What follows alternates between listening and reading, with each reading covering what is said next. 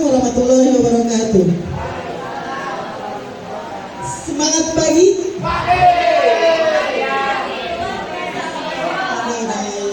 Bilang lagi semangat pagi.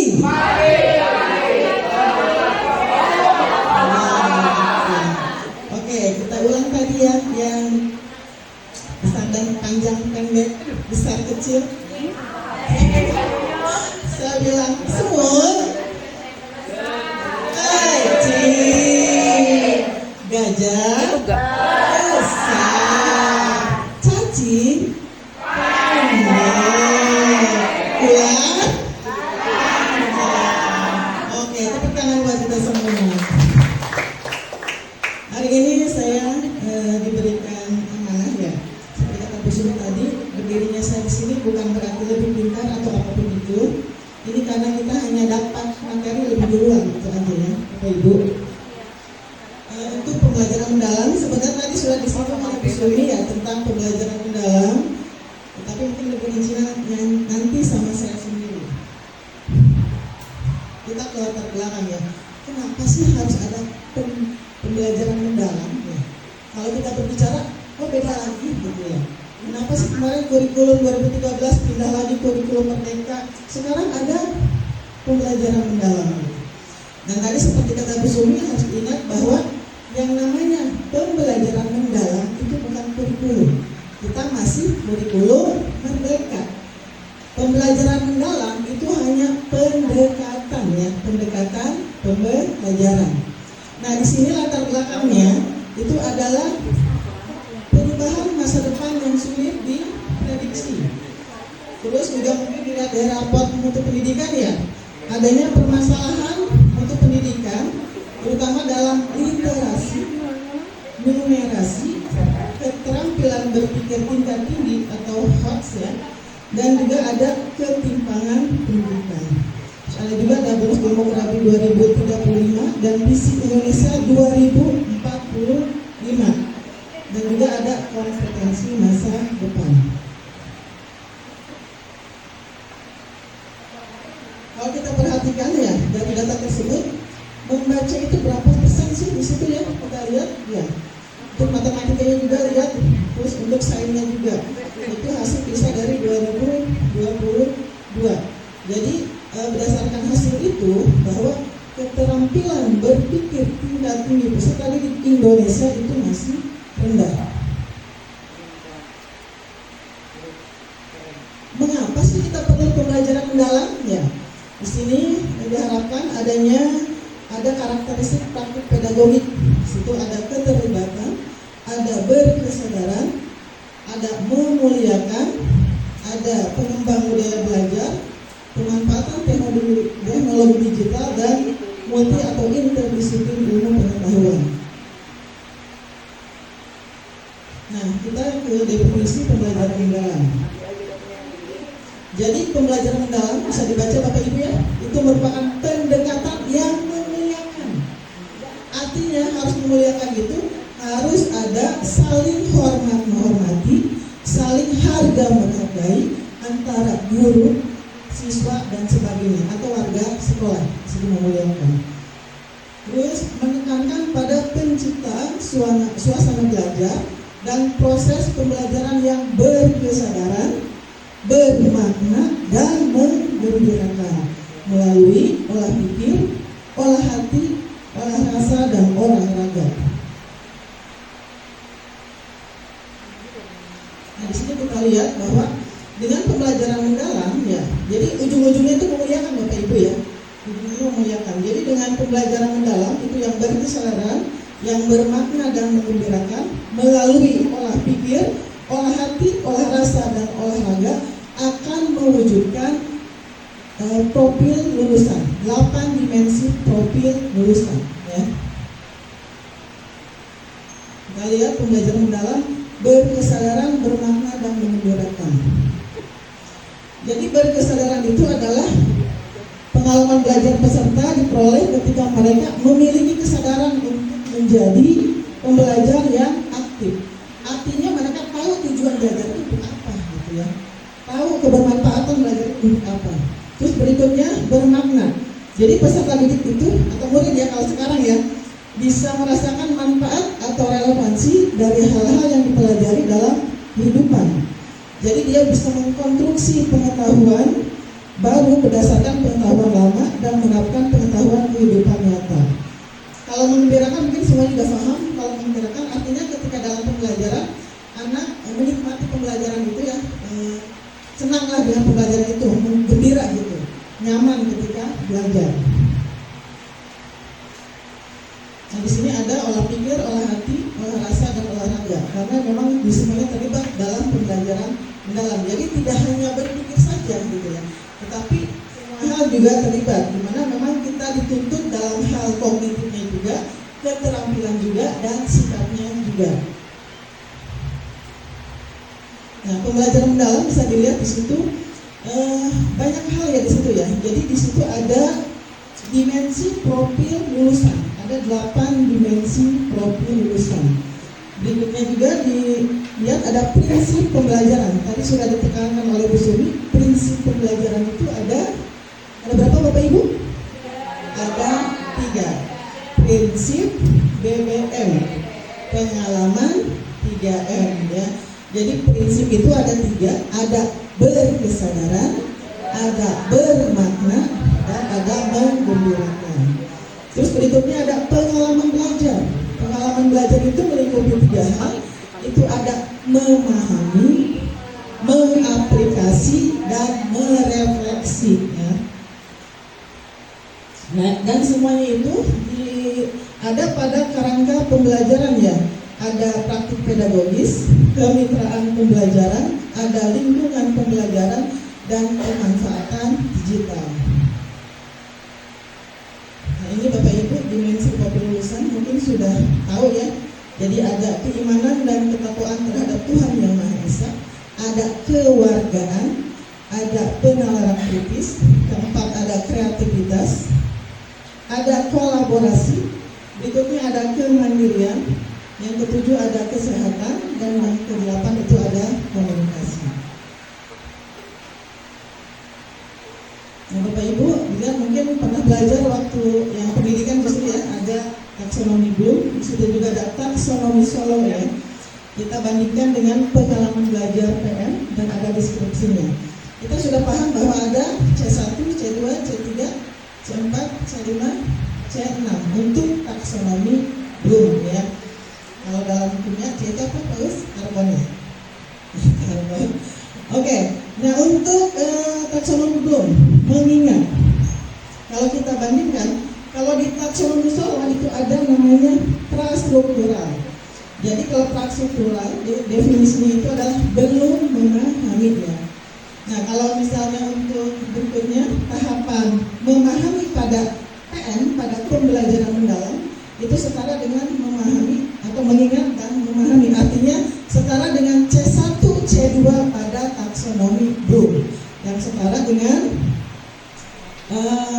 unistruktural dan multistruktural pada taksonomi Solo. Berikutnya pada tahapan mengaplikasi itu setara dengan C3 dan C4. Itu ada menerapkan dan menganalisis ya. Dan itu juga setara dengan taksonomi Solo itu dengan relasional. Di mana di sini deskripsinya ketika mengaplikasi itu adalah menghubungkan ide-ide. Berikutnya untuk yang taksonomi Bloom ada C5 dan C6. Ada mengevaluasi dan mencipta. Sementara untuk taksonomi Solonya itu adalah berpikir abstrak yang mendalam. Nah di pengalaman pembelajaran untuk pembelajaran mendalam itu adalah merefleksi. Jadi deskripsinya artinya di situ adalah memperluas dan menerapkan ide. Nah Bapak Ibu bisa dilihat di sini ya, ada memahami. Di sini pengetahuan esensial. Jadi memahami itu berupa bukan pengetahuan kognitif, ada pengetahuan esensialnya. Misalnya kayak saya misalnya tentang listrik statis. Jadi saya tanya dulu, listrik itu apa sih? Misalnya itu kan pengetahuan esensialnya ya. Statis itu apa? Gitu seperti itu. Dasar ya, pengetahuan dasarnya. Ada pengetahuan aplikatifnya. Aplikasinya seperti apa? Terus ada pengetahuan nilai dan karakter.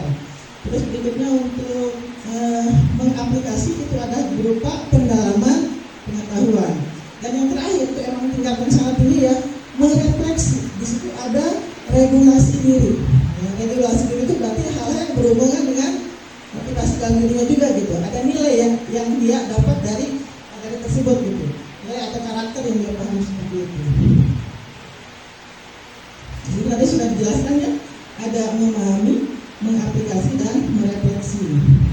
Jadi kalau untuk memahami di sini ada tahap awal strategi untuk aktif mengkonstruksi pengetahuan agar dapat memahami secara mendalam konsep atau materi dari berbagai sumber dan konteks.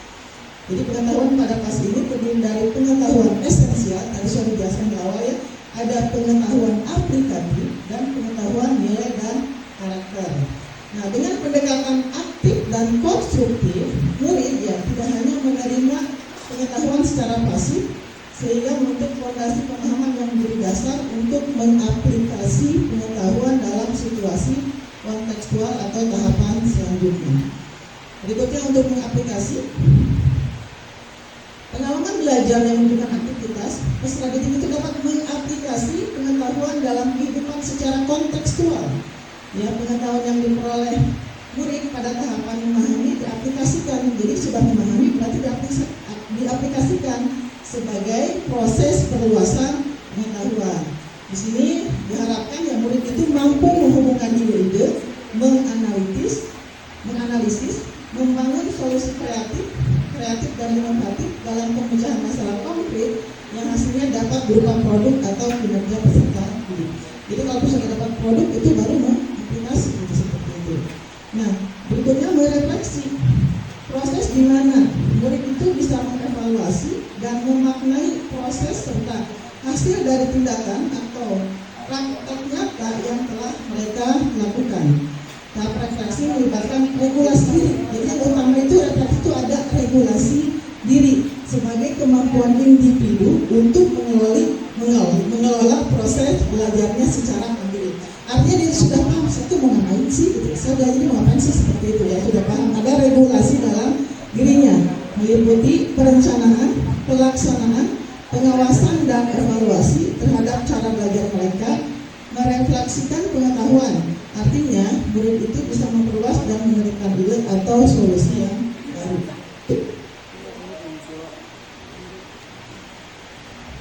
Nah, di sini tadi sudah dijelaskan ya. Ada di awal ya sudah ada perbandingan untuk taksonomi Bloom, taksonomi Solo, pengalaman belajar di PM dan juga ada deskripsinya.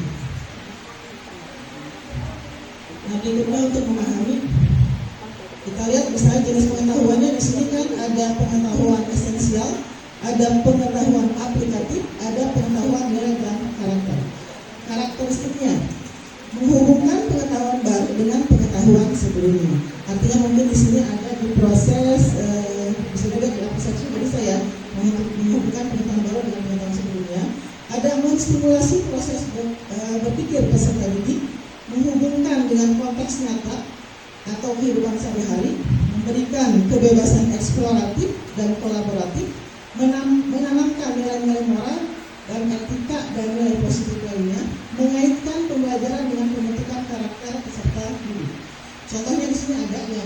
Jadi kalau misalnya untuk tahapan masih memahami, ini ada mengeksplorasi pengalaman peserta didik terhadap permasalahan sosial di masyarakat sebelum menyampaikan topik permasalahan sosial pada pembelajaran IPS. Contohnya pembelajaran IPS seperti ini ya, itu masih memahami. Terus memberikan data kemiskinan di Indonesia serta meminta peserta didik untuk memahami dan memberi tanggapan. Dari tahap awal ya untuk memahami. Nah, berikutnya pengetahuan esensialnya itu bisa misalnya pengetahuan dasar dan fundamental. Ini bisa ya, ada pengetahuan esensial, ada pengetahuan aplikatif dan pengetahuan nilai dan karakter.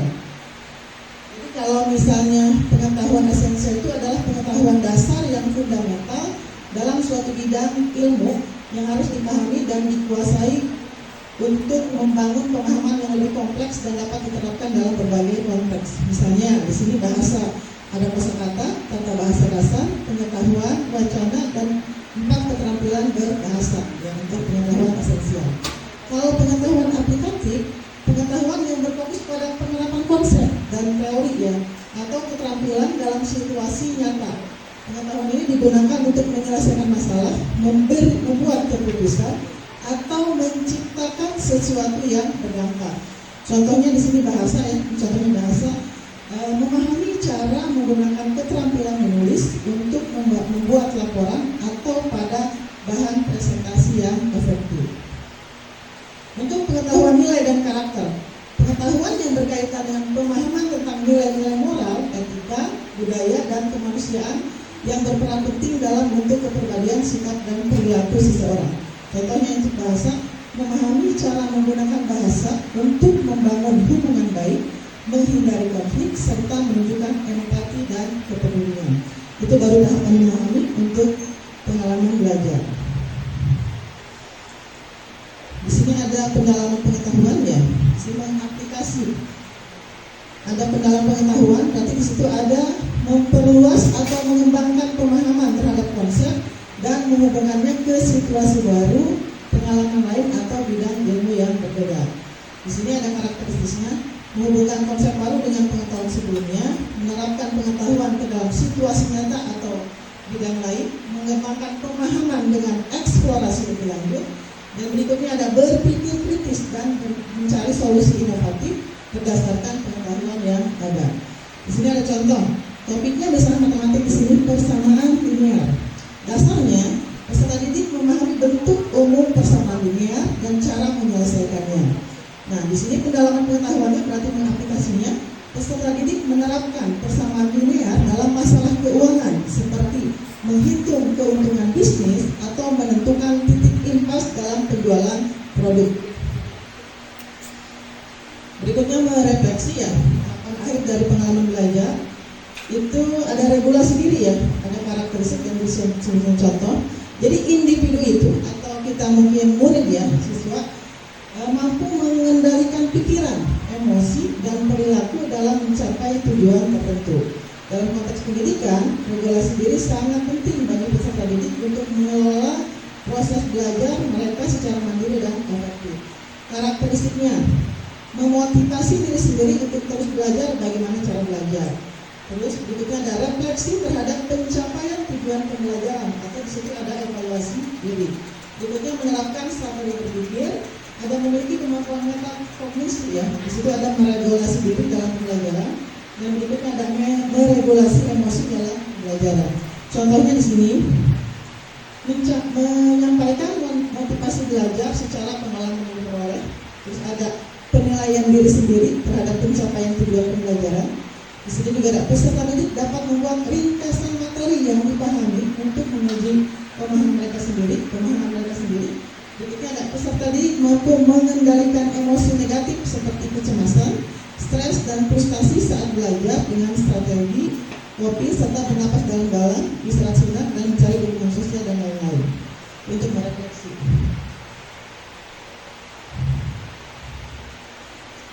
Ini untuk biologi ya, contoh pengalaman belajar PM untuk biologi, merefleksi. Kita memahami dulu yang bawah ya, memahami. Berarti di sini peserta didik menjelaskan beberapa elemen yang terlibat dalam fotosintesis, namun tidak dapat mengaitkan antar proses fotosintesis. Berikutnya ada peserta didik dapat memberikan definisi fotosintesis, namun belum dapat menjelaskan bagaimana atau mengapa fotosintesis terjadi. Nah, di mengaplikasinya berarti di sini peserta didik menerapkan proses fotosintesis dan keterkaitannya dengan isu ketersediaan tanaman pangan.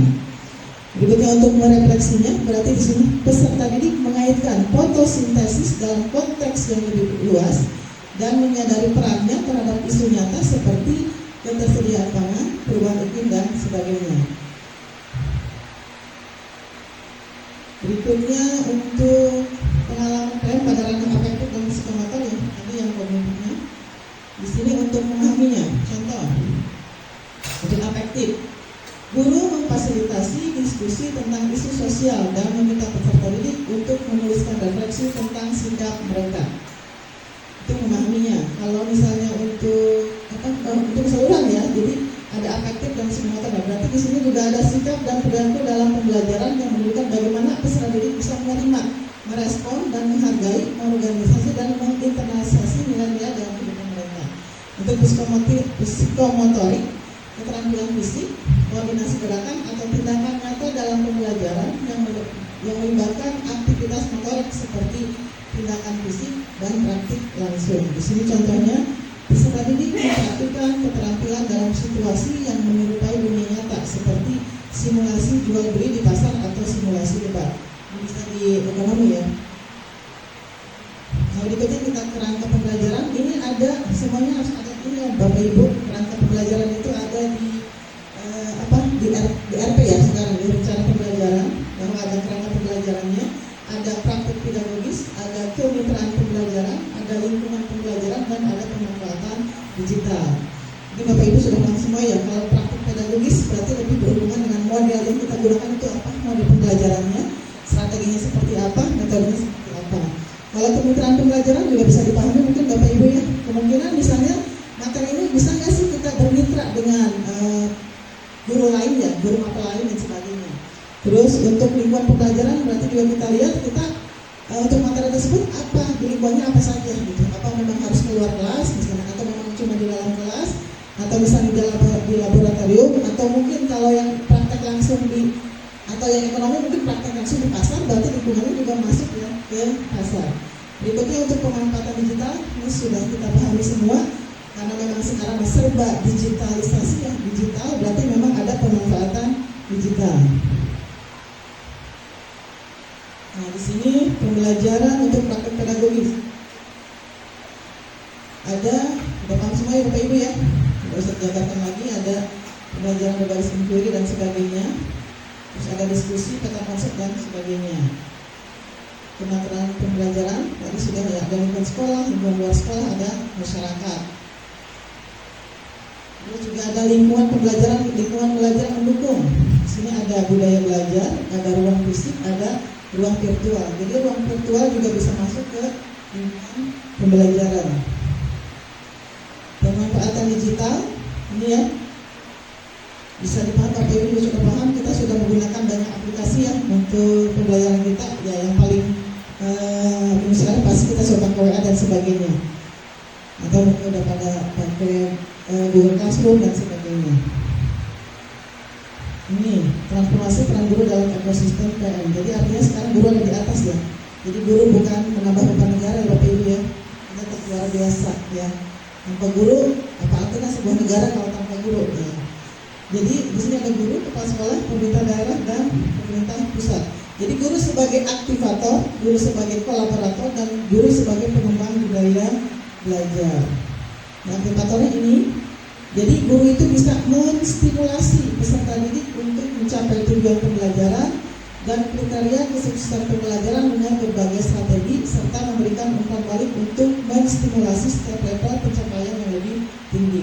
Kolaborator, jadi guru itu bisa membangun kolaboratif inquiry dengan peserta didik, dengan rekan sejawat, dengan keluarga, masyarakat, mitra profesi dan sebagainya.